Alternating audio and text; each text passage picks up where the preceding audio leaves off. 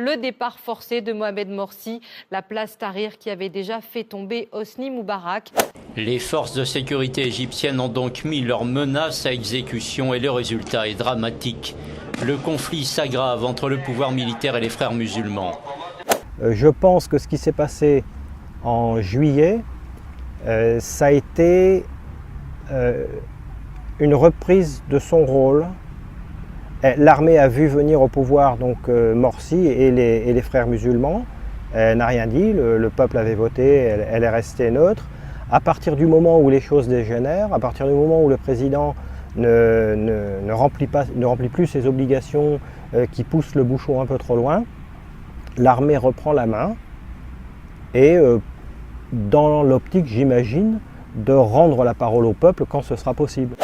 Non, pour moi, vraiment, l'urgence, c'est économique aujourd'hui. En Égypte, ce que j'ai vu de mon point de vue, c'est une inflation galopante, c'est le manque de ressources, le manque d'argent, le manque de liquidité.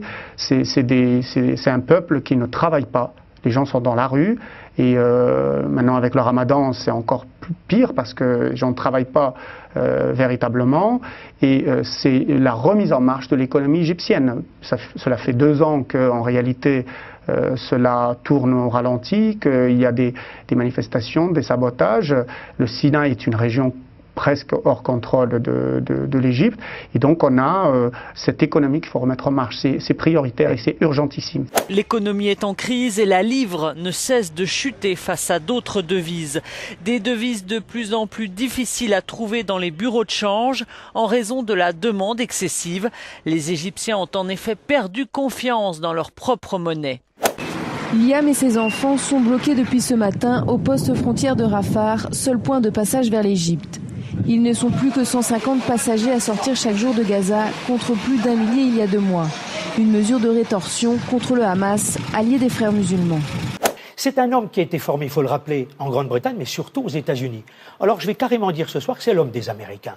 Ceux qui se sont laissés prendre au piège des manifestations du 30 juin, aujourd'hui se rendent compte du piège. Activités interdites, gel de leurs avoirs, fermeture de leur journal. Quel est l'avenir des frères musulmans en Égypte? Le mouvement islamiste a dénoncé un jugement politique après la décision de la justice lundi d'interdire les activités de la confrérie et de confisquer ses biens. De nouvelles violences entre pro et anti-Morsi font au moins 4 morts et une quarantaine de blessés en Égypte. Hier, dans la capitale, des résidents juchés sur leur toit s'en sont pris aux islamistes qui défilaient devant chez eux. Plusieurs échauffourées ont éclaté ainsi alors que les frères musulmans continuent de manifester pour le retour du président déchu.